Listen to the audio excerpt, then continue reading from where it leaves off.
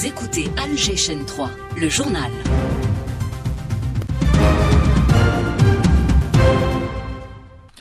Madame, Monsieur, bonsoir. Si vous venez de nous rejoindre, le président de la République, Al-Majid Tebboune, a présidé une réunion de travail consacrée au suivi de l'avancement de plusieurs projets structurants pour le pays. Les échanges ont notamment porté sur le projet de phosphate de Bled El Hedba, le projet de Oued El Kebrit à Annaba, ainsi que sur la ligne ferroviaire minière de l'Est. Au programme également l'extension du port de Annaba, le complexe de traitement de Rarajbilat dans la wilaya de Béchar, ainsi que le projet d'exploitation de la mine de zinc et de plomb de Oued Amizour à Béjaïa. Le président de la République a également reçu les ambassadeurs de Norvège, de Colombie et du Vietnam, venus lui présenter leurs adieux à l'occasion de la fin de leur mission diplomatique en Algérie. On écoute Madame l'ambassadeur du Royaume de Norvège, Thérèse Loken-Gizel. J'ai eu l'occasion de souligner combien je suis fière de la relation dynamique et positive que nos deux pays ont su développer dans un esprit de dialogue franc, de respect mutuel et de confiance. Nous partageons également des intérêts communs importants, notamment l'attachement au multilatéralisme, à la défense du droit international et à la recherche de solutions politiques durables, y compris sur la question palestinienne. Dans cette relation, la coopération énergétique occupe naturellement une place centrale avec des liens solides et de long terme entre les acteurs norvégiens et algériens, notamment Equinor et Sonatrach. Et à partir de cette base solide, nous voyons aussi un potentiel important pour approfondir notre coopération dans la transition énergétique. Le climat, les technologies aussi numériques, le commerce et les investissements. Enfin, je voudrais redire ma profonde gratitude pour l'amitié, l'accueil et la disponibilité dont j'ai bénéficié à tous les niveaux et dire combien je quitte mes fonctions avec un attachement très fort à l'Algérie. Saha.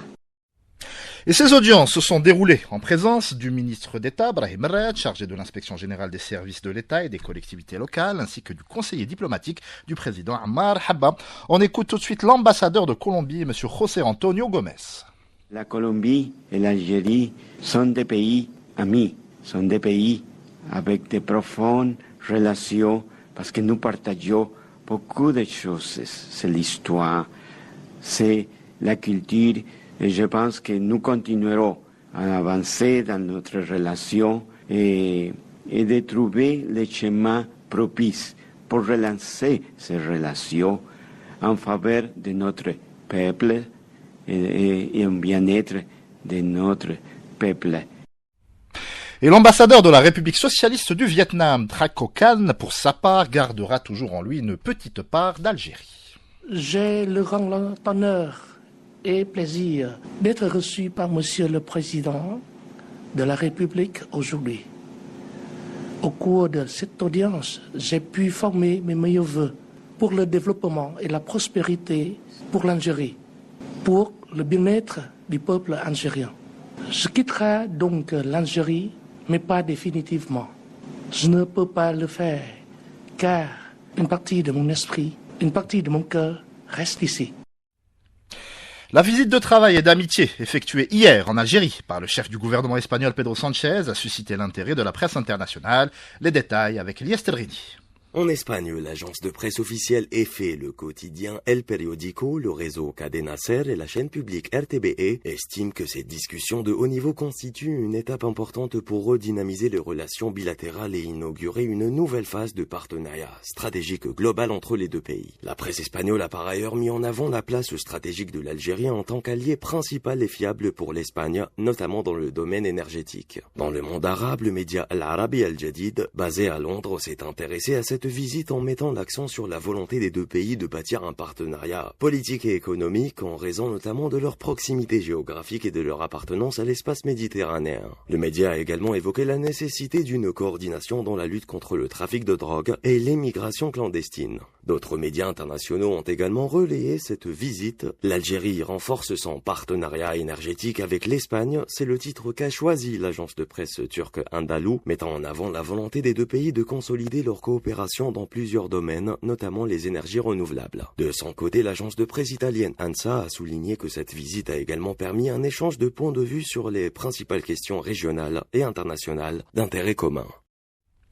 Et c'est le gros dossier de cette édition. Les incendies continuent de mobiliser les secours en Algérie. Le ministère de l'Intérieur fait état de 6 victimes et présente ses condoléances aux familles endeuillées. Météo Algérie maintient son alerte jusqu'à jeudi, alors que les températures restent de loin supérieures aux normes saisonnières. Selon le dernier bilan de la protection civile arrêté à 17h, 131 incendies ont été enregistrés depuis le début de la journée. 49 ont été maîtrisés, tandis que 82 foyers restent toujours actifs à travers plusieurs wilayas. Les régions les plus touchés sont notamment Skikda avec 17 incendies en cours, à Tarf avec 9 foyers, ainsi que Guelma et Béjaïa avec 7 incendies chacune. Une opération de recensement des dégâts causés par les feux a été lancée. Les autorités procéderont à l'indemnisation des personnes sinistrées sur la base des rapports établis par les commissions de wilaya chargées des enquêtes sur le terrain. L'État assure mobiliser tous les moyens humains et matériels nécessaires pour protéger les citoyens et leurs biens. Le point de la situation avec le lieutenant-colonel Nassim Bernaoui, sous-directeur de l'information et des statistiques à la Direction générale de la protection civile. Il répond aux questions de l'Otficide à Skikda. Situation actuelle, on est à 16 incendies, du 26 incendies, donc 10 qui sont mis sur surveillance après avoir éteint de nombreux foyers. Actuellement, on mobilise tous les moyens nécessaires avec plus de 250 agents, 70 engins pour venir au bout de 16 incendies. Donc, un peu de difficulté sur l'étendue de la surface et l'éloignement entre les secteurs. Donc, il y a eu l'implantation du poste de commandement opérationnel de coopération. On a fait 4 secteurs d'intervention avec des sous-secteurs, mais l'éloignement pour ça, les dispatcher et faire une gymnastique entre les moyens, c'est le seul problème, ainsi que les conditions climatiques, la canicule et les fortes vents qui attisent les flammes et à la propagation des incendies. C'est les deux difficultés qu'on trouve au niveau de l'orée du ski. Il y avait la pluie aérienne depuis hier, mais aujourd'hui, malheureusement, il y a eu ces orages enregistrés au niveau des aéroports comme Béjaïa, Djidji et Annaba, qui a eu l'empêchement de décollage des AT802 et même ainsi que les B200 de l'armée nationale populaire. C'était un appui aérien très important pour, c'est-à-dire atténuer des flammes et aussi permettre aux équipes terrestres pour finir le travail. Mais en fait, on s'adapte avec la situation pour terminer le travail. Pas de victimes civiles ni de personnes blessées. Alhamdoulilah, il y a eu une conscience avec beaucoup d'évacuations préventives des familles, une grande combinaison entre les différents acteurs pour ne pas enregistrer des blessés ou même des personnes victimes décédées. Direction Annaba à présent avec notre correspondante Fatma Zahara Bouledroua qui nous apporte les derniers éléments sur place. 4 opérations d'extinction d'incendies de forêt sont en cours dans la région de Bouzizi, de Romanet, dans la commune de Seraïdi, ainsi que le 5e kilomètre dans la commune de Oued-Laneb. Ces incendies sont maîtrisés en plus de celui de la région de Mizen, dans la commune de Chetaibi, dont les flammes se sont propagées jusqu'à Bouchechia, commune de Triat. Toutefois, les équipes continuent leur intervention afin d'empêcher toute reprise aux propagations du feu. Dans la nouvelle ville Ben Moustapha Ben Aouda, l'incendie est maîtrisé et reste sous surveillance afin de prévenir toute reprise éventuelle. Des dispositifs préventifs ont également été déployés à proximité des zones habitées et des biens par mesure de précaution. Par ailleurs, les services de la protection civile sont intervenus cet après-midi vers 14h50 au niveau du quartier Azizi Ahmed, commune de Chourfa, dans la daïra de Ain Berda, pour éteindre un incendie de broussailles et d'herbes sèches qui s'est déclaré à proximité d'une étable et d'une habitation. L'on déplore le décès d'une fillette âgée de 2 ans et 3 mois. De plus, une dame de 48 ans a également été blessée, souffrant d'une brûlure au niveau du corps. Elle a été évacuée vers l'établissement hospitalier de Ain el-Berda afin d'y recevoir les soins nécessaires. De Annaba, Fatima Zahra Bouledroua pour Algérie 3. Et face à cette situation, la solidarité s'organise. Le Croissant Rouge algérien poursuit le déploiement de ses équipes dans les zones sinistrées afin d'apporter une assistance aux familles touchées. Younes Djoudi est allé à la rencontre du docteur Souad Khadija, coordinatrice des programmes au sein du Croissant Rouge algérien. Secouristes, bénévoles et même nos équipes d'intervention NRT apportent, lorsque cela est nécessaire, les premiers secours, tout en accompagnant les familles évacuées ou directement touchées par les incendies. Et au-delà de l'aide matérielle, nos équipes assurent également une présence de proximité et un soutien humain auprès des citoyens.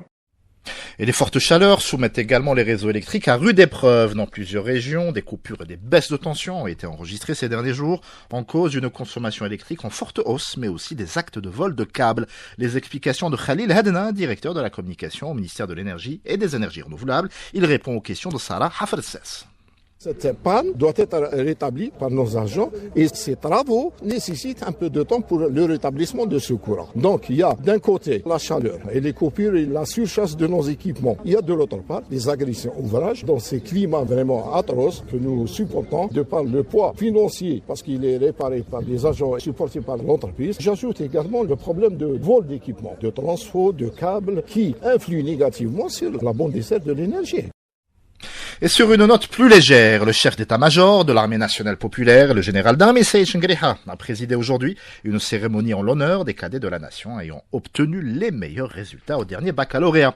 À cette occasion, il aura transmis les félicitations du président de la République et salué les excellentes performances des lauréats, notamment celles des filles qui ont de nouveau enregistré un taux de réussite de 100%. Il m'est agréable de vous transmettre les félicitations de Abdelmadjid Tebboune, président de la République, chef suprême des forces armées, ministre de la Défense nationale, qui vous souhaite davantage de réussite et de succès dans votre parcours scolaire et professionnel. Je tiens à mon tour à vous adresser ainsi qu'à vos camarades qui ont réussi à décrocher ce diplôme mes félicitations les plus vives pour cet accomplissement remarquable. Tout comme je tiens à faire mention des remarquables résultats obtenus par les cadets de la nation qui, à l'instar des années précédentes, ont obtenu un taux de réussite de 100%, réaffirmant ainsi leur volonté inébranlable pour réussir et exceller.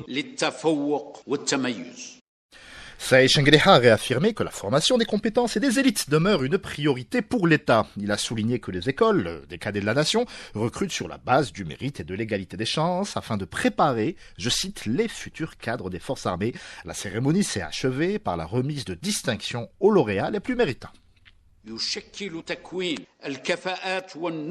La formation et la qualification des compétences et des élites constituent une priorité pour l'État et une mission d'intérêt vital qui permettent de préparer des cadres hautement qualifiés, imprégnés de l'amour de la patrie et capables d'assumer pleinement la responsabilité et poursuivre le processus d'édification nationale, tout en relevant avec compétence les défis auxquels notre pays est confronté dans le présent et l'avenir, et ce dans le contexte des transformations rapides que connaissent les scènes régionales et internationales. Le haut commandement n'a ménagé aucun effort pour mener à bien cette mission au sein de ces écoles qui constituent un véritable vivier de formation des hommes, tant à travers l'adoption des méthodes scientifiques et pédagogiques développées ou à travers la mise à disposition des infrastructures éducatives modernes et de l'encadrement scientifique et militaire de haut niveau.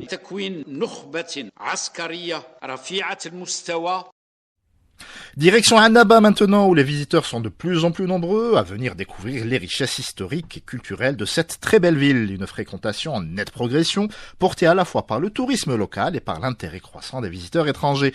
Les précisions de notre correspondante sur place, Fatma Zahra Bouladroua.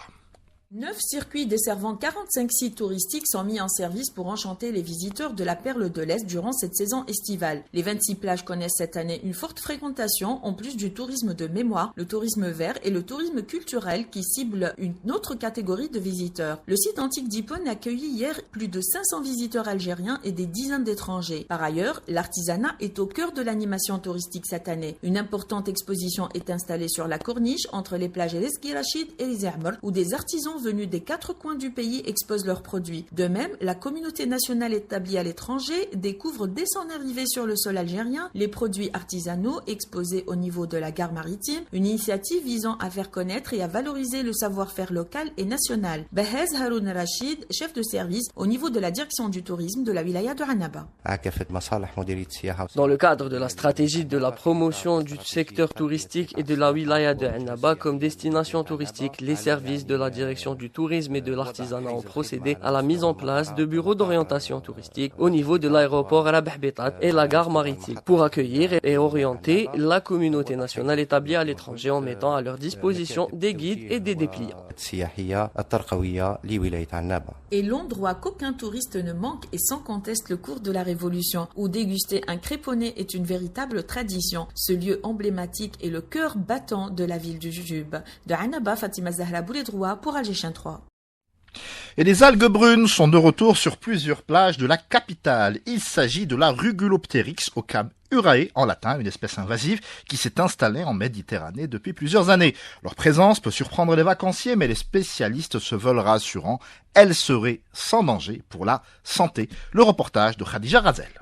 Des plages plus propres, un nettoyage renforcé, le constat est plutôt positif cet été sur le littoral algérois. Mais derrière cette amélioration, un phénomène reste bien présent, les échouages d'algues. Depuis le début juillet, les plages font face à des échouages d'algues d'une ampleur inédite, des centaines de tonnes accumulées sur le rivage sur plusieurs mètres de large.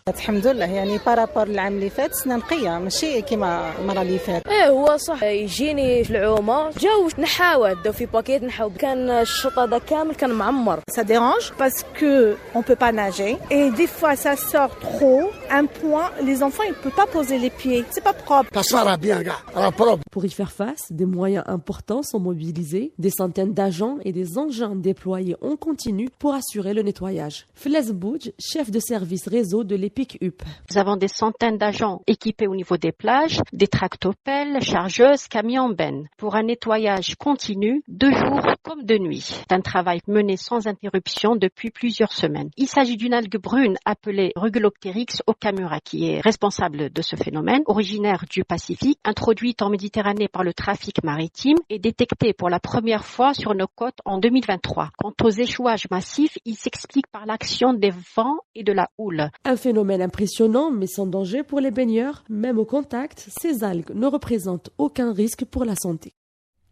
Et c'est la bonne nouvelle du jour. Les étudiants de l'École nationale polytechnique d'Alger se sont illustrés au Royaume-Uni en participant pour la première fois au Formula Student UK, une compétition universitaire de référence dans le domaine de l'ingénierie automobile. Une performance saluée par Abdeljabbar Daoudi, conseiller du ministre de l'Enseignement supérieur. Il est au micro de Nelly Manoueli. Alors l'équipe de l'UMP Racing Team a remporté le prix d'Alain Staniford du Best Newcomer Award 2026. Alors ce prix est l'une des distinctions les plus prestigieuses de la compétition. Ce prix récompense la meilleure équipe participante pour la première fois à la compétition Formula Student. Alors la distinction ne récompense pas uniquement la voiture mais l'excellence globale d'une nouvelle équipe algérienne dans sa première participation. Et cette occasion a permis aux juges d'évaluer notamment la qualité de la conception et de l'ingénierie du véhicule, le professionnalisme de la gestion du projet et aussi la qualité de la fabrication et de l'assemblage. Place à l'international maintenant. Une réunion ministérielle du Conseil de paix et de sécurité de l'Union africaine a été consacrée à la lutte contre le terrorisme et l'extrémisme violent sur le continent. À cette occasion, le ministre des Affaires étrangères, Ahmed Attaf, a présenté l'approche de l'Algérie face à la progression de cette menace. On l'écoute.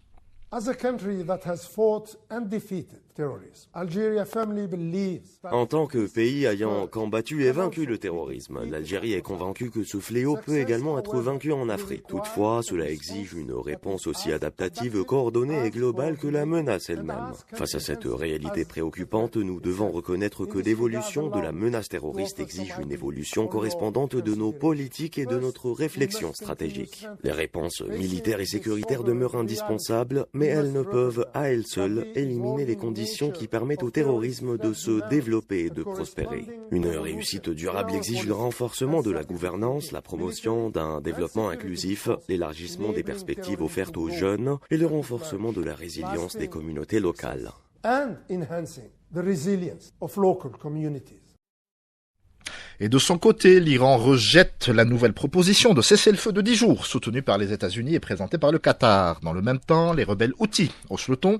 Ils menacent de fermer le détroit de Bab el-Mandeb en cas de frappe américaine contre les infrastructures énergétiques iraniennes. Après le détroit d'Ormuz, c'est un deuxième point de passage stratégique du commerce maritime mondial qui pourrait être directement menacé. Quelles seraient les conséquences d'un tel scénario sur le transport maritime et les marchés de l'énergie? L'analyse de Marc Lavergne. Il est géopolitologue et il est surtout au micro de Rabia Slimani. Il suffit même d'agiter la menace de fermeture de Bab el-Mandeb pour que les compagnies de navigation et les compagnies d'assurance qui sont derrière choisissent de faire le grand tour par l'Afrique du Sud pour ne pas prendre de risques. Aucun bateau ne va passer. Donc ça pose des gros problèmes à toute navigation dans la mer Rouge. L'Arabie Saoudite, l'Égypte sont particulièrement impactés par cette menace. Le détroit d'Ormuz, sortie, ce sont les hydrocarbures. En entrée, ce sont tous les biens dont ont besoin les Irakiens, les Koweïtiens, les Iraniens, etc. Ce couloir de Bab el-Mandeb, c'est celui qui relie la Chine à l'Europe. C'est toutes les marchandises que nous trouvons d'un côté ou de l'autre de la Méditerranée, dans nos marchés, dans nos souks. C'est vraiment un cordon ombilical indispensable pour toute la Méditerranée. Et toujours au Proche-Orient, des colons israéliens accompagnés de militants d'extrême droite ont marché en direction de la bande de Gaza pour réclamer le rétablissement des colonies évacuées en 2005. Pour les Palestiniens, cette mobilisation traduit une volonté d'étendre la colonisation et alimente les craintes d'un déplacement durable des populations. Le militant Gérard Haddad revient sur cette situation au micro de Rabea Slimani.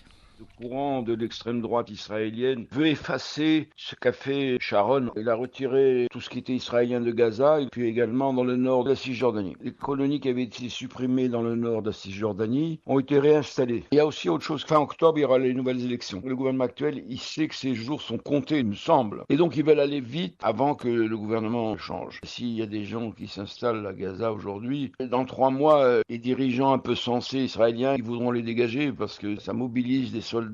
Je constate d'ailleurs à quel point le gouvernement iranien joue intelligemment ses cartes. Il n'attaque pas Israël parce que ce que veut Netanyahou et sa clique, c'est créer une tension nouvelle, la guerre avec l'Iran, qui permettrait de reporter les élections. Netanyahou, c'est le roi de la provocation. Il a voulu aller à New York pour plaider je ne sais quoi auprès de Trump, qui ne semble pas vouloir l'écouter. Il a décidé de reporter son voyage. Et place au sport tout de suite avec notre ami Reda Benagoudji. Reda, bonsoir. Bonsoir. Alors, deuxième match test pour l'équipe nationale féminine algérienne de football contre son homologue zambienne. C'est demain à Blida. Et effectivement, l'équipe nationale féminine s'apprête à disputer ce mercredi son dernier match de préparation contre la sélection zambienne, avant son départ ce jeudi pour entamer le début de la Coupe d'Afrique des Nations de football. Après un premier match où les Vertes ont été tenues en échec 1 but partout, pour Ferid Benstiti, le coach algérien, la rencontre sera plus compliquée. Il est au micro de Lotfi Benidir.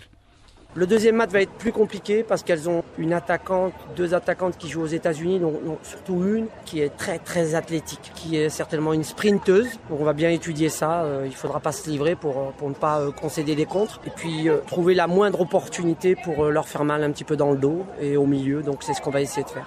Donc on attend ce deuxième match et ça prépare bien le Sénégal. Ce qui est aussi intéressant, c'est qu'on va rentrer sur le match du Sénégal le 26 où on aura peaufiné certaines choses, mais surtout qu'on sera athlétiquement frais parce qu'on travaille beaucoup.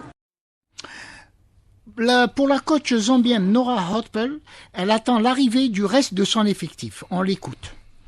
Nous sommes ici aujourd'hui avec 19 joueurs, c'est un peu l'équipe B.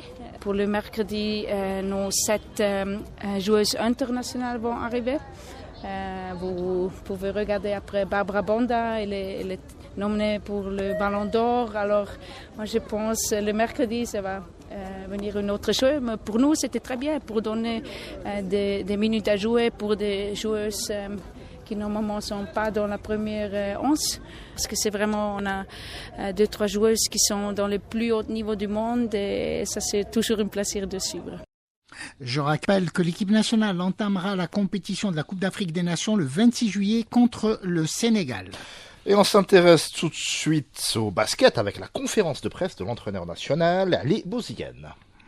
Accompagné par le directeur technique national Salahdine Filali, l'entraîneur Ali Bouziane a tenu une conférence de presse à la salle des conférences au complexe Mohamed Boudiaf et a donné les raisons du retrait de la sélection nationale du championnat arabe, après le report pour la mi-août alors qu'il était prévu à la fin du mois de juillet, ce qui aurait obligé la sélection nationale à prolonger son regroupement sur pratiquement 2 mois, chose qui est impossible d'autant que les joueurs évoluant à l'étranger devaient rejoindre leurs clubs respectifs. D'ailleurs, vu le peu de pays enregistrés, 3, ayant confirmé leur participation, la Confédération arabe de basketball s'est trouvée dans l'obligation de reporter la compétition à une date ultérieure. L'entraîneur national Ali Bouziane est prêt à envisager une participation en dehors d'une fenêtre FIBA sous certaines conditions. Si la fédération met tout en œuvre pour libérer les joueurs locaux parce qu'ils sont en championnat, moi je suis pour. Ça fera des matchs amicaux, entre guillemets, en tout cas des matchs qui vont nous rapprocher de notre objectif final. Et tous les matchs sont bons pour préparer l'avenir, donc moi je suis pour. Entre autres, le coach national regrette que l'Union arabe ne consulte pas suffisamment les fédérations pour fixer les dates des compétitions. En ce qui concerne son bilan après une année à la tête de la sélection, c'est 13 rencontres officielles ou amicales avec 13 victoires.